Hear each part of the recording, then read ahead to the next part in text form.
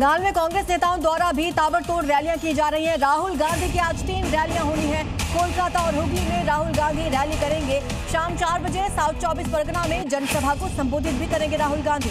तो बंगाल में अब एक फेज का चुनाव बचा है। आपको बता दें कि राहुल गांधी की आज 3 रैलियां होनी है। कोलकाता और हुगली में राहुल गांधी रैली करेंगे। और चलिए आगे देखते हैं चुनाव से जुड़ी 5 बड़ी खबरें। बंगाल में दूसरे चरण के लिए प्रचार जारी है। इसी कड़ी में कांग्रेस नेता राहुल गांधी हुगली में जनसभा करेंगे। राहुल गांधी हुगली, कोलकाता, दक्षिण 24 परगना में 3 रैलियों को संबोधित करेंगे। वहीं पहले चरण में बम्पर वोटिंग के बाद बीजेपी का प्रचार जोरों शोरों से जारी है। इसी को लेकर गृह मंत्री अमित शाह 3 जनसभाएं करेंगे, 2 रोड शो करेंगे। 29 अप्रैल को दूसरे चरण का मतदान होना है। और दीदी के गढ़ में उत्तर प्रदेश के मुख्यमंत्री योगी आदित्यनाथ का प्रचार जारी है। इसी कड़ी में वो 3 जनसभाएं करेंगे। पहली नवद्वीप, दूसरी कटवा और तीसरी रैली बागदा में होगी। इधर टीएमसी का भी चुनाव प्रचार जोरों पर है। पार्टी के महासचिव अभिषेक बैनर्जी ने डायमंड हार्बर के एक रोड शो किया। वहां इस दौरान लोगों की भारी भीड़ नजर आई। अभिषेक बैनर्जी ने इस दौरान कहा कि मेरी बात गांठ बांध लो, टीएमसी जीत रही है। बंगाल के भाटापारा में बिहार के पूर्व उप मुख्यमंत्री तेजस्वी यादव के रोड शो के दौरान लोगों के बीच अफरा तफरी का माहौल बन गया। तेजस्वी के रोड शो के दौरान अफरा तफरी का एक वीडियो सामने आया है। हालांकि बाद में स्थिति को संभाल लिया गया। और इसी बीच महाराष्ट्र के हिंगोली से बड़ी खबर है। रोड पर खड़ी कार पर पथराव किया गया है।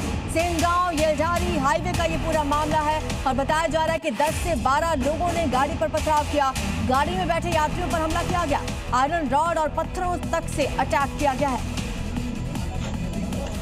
अमरनाथ यात्रा को लेकर इस साल जबरदस्त उत्साह है। पहले ही 10 दिन में करीब 3.5 लाख श्रद्धालुओं ने अपना रजिस्ट्रेशन करवाया।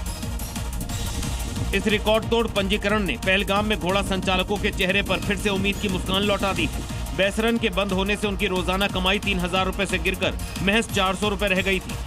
अब अमरनाथ यात्रा ही उनके लिए आर्थिक सहारा बनकर उभर रही है। स्थानीय लोगों, खासकर घोड़ा संचालकों को उम्मीद है कि इस बार की यात्रा उनके नुकसान की भरपाई कर सकती है।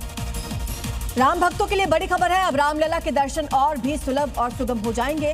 राम मंदिर ट्रस्ट ने श्रद्धालुओं की सुविधा के लिए दर्शन व्यवस्था में बड़ा बदलाव किया है। राम मंदिर परिसर में परकोटा के 6 नए मंदिरों और सप्तऋषि मंदिर के निर्माण के बाद दर्शन प्रणाली को नया रूप दिया गया है।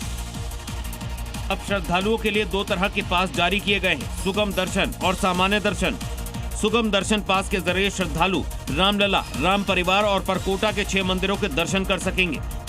वहीं सामान्य दर्शन पास में रामलला, राम परिवार के साथ शेषावतार मंदिर, सप्त मंदिर और कुबेर टीले को भी शामिल किया गया है। अब एक पास पर 5 श्रद्धालु ही दर्शन कर सकेंगे। पहले ये संख्या 8 थी। ट्रस्ट का दावा है कि इससे भीड़ प्रबंधन बेहतर होगा और दर्शन और सुगम होंगे। मदुरई चिथिरई फेस्टिवल 2026 का भव्य आयोजन किया जा रहा है। 19 अप्रैल से चल रहे इस भव्य यात्रा और झांकी का मुख्य आयोजन 1 मई को होगा। मदुरई का ये फेस्टिवल मीनाक्षी अम्मान मंदिर और अलगर कोविल को जोड़ता है, जिसमें शैव और वैष्णव परंपराओं का सुंदर संगम देखने को मिलता है। कल्ला झागर यात्रा 2026 के प्रमुख कार्यक्रम 19 अप्रैल से चल रहे हैं, जिसका समापन 5 मई को होगा।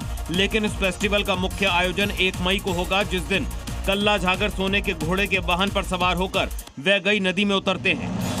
मान्यता है कि लंबी यात्रा के बाद भगवान अपनी बहन मीनाक्षी के विवाह में देर से पहुंचते हैं, इसीलिए नदी में स्नान कर आशीर्वाद देते हैं।